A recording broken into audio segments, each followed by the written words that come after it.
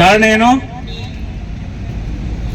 ತಮ್ಮ ವೃತ್ತಿಗೆ ಅತಿ ಹೆಚ್ಚು ಗೌರವ ಕೊಟ್ಟು ಆ ಗೌರವದ ಹುದ್ದೆಯನ್ನ ನಾವು ಕೂಡ ಗೌರವ ಶಿಕ್ಷಕರು, ಅತಿ ಶಿಕ್ಷಕರು ಅಂತಕ್ಕಂಥ ಭಾವನೆಯಿಂದ ಪ್ರಾಮಾಣಿಕವಾಗಿ ವಿದ್ಯಾರ್ಥಿಗಳಿಗೆ ಪಾಠ ಮಾಡುವಂಥ ಕೆಲಸವನ್ನ ನೀವೆಲ್ಲರೂ ಮಾಡಿದಿರಿ. ಇದನ್ನ ಅರ್ಥ ಮಾಡ್ಕೋಬೇಕು ಸರ್ಕಾರ. ಈಗೇನೋ PG ಆಗಿರ್ಬೇಕು, ಮತ್ತೇನು ನಟ್ಟು ಸೆಟ್ PhD ಹಂಗ ಒಂದಿಷ್ಟು ಪಾಚಡಿ, ಇದೆಲ್ಲ ದಾರಿ ತಪ್ಸಕ್ ಮಾಡಿರೋಂಥ ನಾಟಕಗಳು. ಇವತ್ತು ಒಕ್ಕಟ್ಟಾಗಿ ಸಾವಿರಾರು ಸಂಖ್ಯೆಯಲ್ಲಿ ಹೋರಾಟ ಮಾಡಿದ್ದೀರಿ.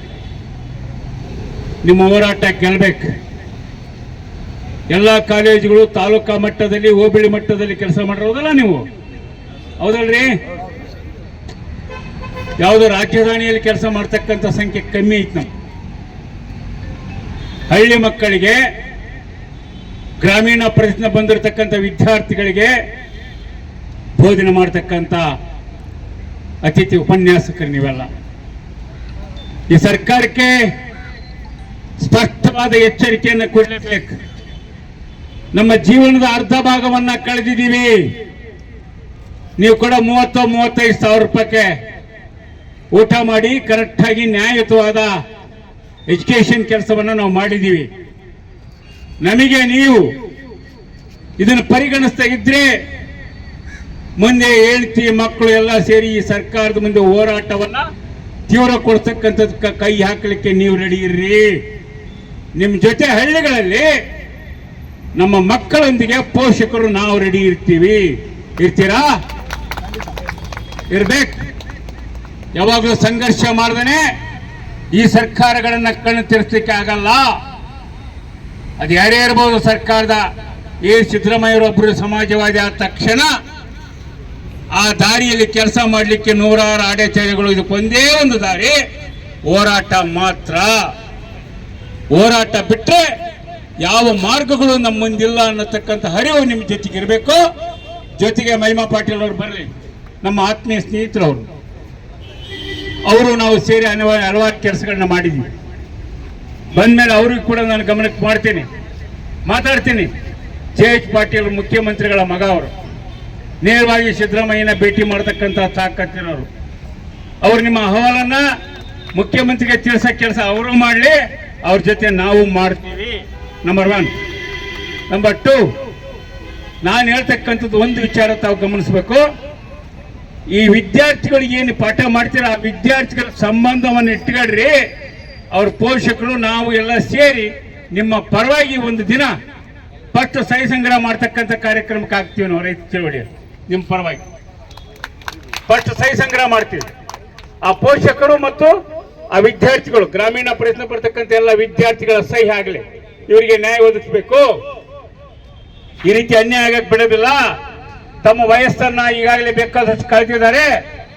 ಈ ಕಾರಣಕ್ಕೆ ಇವರನ್ನ ಪರಿಗಣಿಸಿ ಸರ್ಕಾರ ಇವರನ್ನ ಪರ್ಮನೆಂಟ್ ಮಾಡ್ಲಿಕ್ಕೆ ಬೇಕಾದಂತ ಸೂತ್ರಗಳನ್ನು ರೂಪಿಸಬೇಕು ಅಂತಕ್ಕಂಥದ್ದನ್ನ ನಾವು ಸಹಿ ಸಂಗ್ರಹ ಮೂಲಕ ಪ್ರಾರಂಭ ಮಾಡಲಿಕ್ಕೆ ನಾವು ತಯಾರಿದ್ದೀವಿ.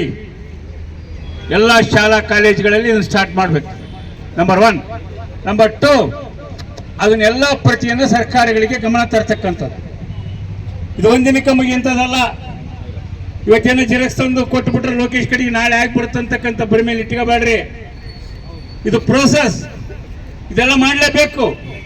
ಇದೆಲ್ಲವನ್ನು ಮಾಡಿ ಮುಂದಿನ ದಾರಿ ಇನ್ನು ಬಹಳ ದೂರ ಐತಿ. ಈಗ 2 ಹೆಜ್ಜೆ ಇಟ್ಟಿರಟೆ, ಇನ್ನು 16 ಹೆಜ್ಜೆಗಳನ್ನ ಹೋರಾಟ ರೂಪಿಸುವ ಈ ಕಮಿಟಿಗೆ ಬಹಳ ಜವಾಬ್ದಾರಿ ಐತಿ.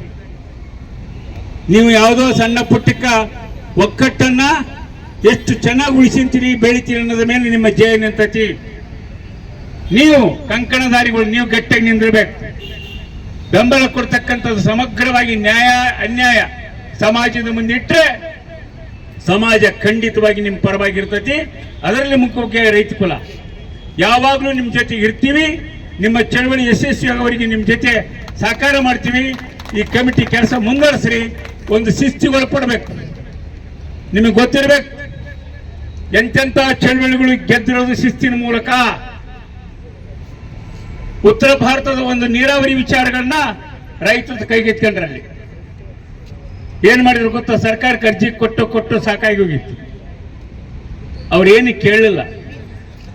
150 ಬಂಡಿ ಬಂದು ಬಂಡಿ ಉಚ್ಚಿದ್ರು, ಎತ್ತುಗಳಿಗೆ ಮೇವು ಹಾಕಿದ್ರು, ಗೋಧಿ ಹಿಟ್ಟು ಮಾಡಿಸ್ಕೊಂಬಂದ್ರು, ಚಪಾತಿ ಮಾಡ್ಕೊಂಡ್ರು, ಅಲ್ಲೇ ಒಲೆ ಹೊಡಿದ್ರು, ಉಣ್ತಾ ಇದ್ರು. ಯಾದಕ್ಕಂದ್ರೆ ಒಂದೇ ಒಂದು ಇಂಥ ನೀರಾವರಿ ಆಗ್ಬೇಕಂತ ಒಂದು ಬ್ಯಾನರ್ ಕಟ್ಟಿದ್ರು ಅಷ್ಟೇ, ಒಂದೊಂದು ಬಂಡಿಗೆ. ಅವ್ರು ಮಾತಾಡಲೇ ಇಲ್ಲ, ಮೀಟಿಂಗು ಮಾಡಲಿಲ್ಲ, ಭಾಷಣನೂ ಮಾಡಲಿಲ್ಲ. 15 ದಿನ ಆದ್ಮೇಲೆ ಸರ್ಕಾರ ಆ ನೀರಾವರಿ ಮಂಜೂರು ಮಾಡಿ ರೈತರನ್ನ ಕ್ಷಮೆ ಕೇಳಿ ಊರಿಗೆ ಕಳಿಸ್ತಕ್ಕಂಥ ಹೋರಾಟವನ್ನು ಕೂಡ ನಾವು ಗೆದ್ದಿದ್ದೀವಿ.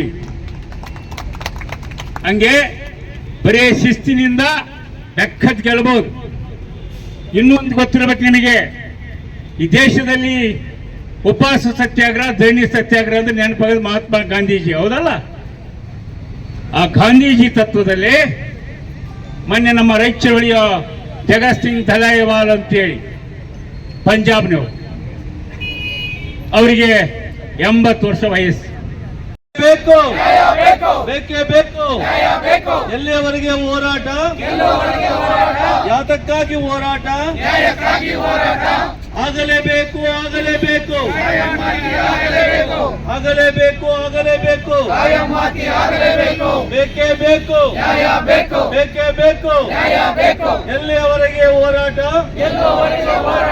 ಅತಿಥಿ ಉಪನ್ಯಾಸಕರ ಸಂಘಕ್ಕೆ, ಅತಿಥಿ ಉಪನ್ಯಾಸಕರಿಗೆ, ಅತಿಥಿ ಉಪನ್ಯಾಸಕರ ಒಕ್ಕೂಟಕ್ಕೆ, ಸೇವಾಭಿವೃದ್ಧಿ ಸಂಘಕ್ಕೆ, ಎಲ್ಲ ಅತಿಥಿ ಉಪನ್ಯಾಸಕರಿಗೂ ಕಾಯಮಾತಿ, ಕಾಯಮಾತಿ, ಕಾಯಮಾತಿ.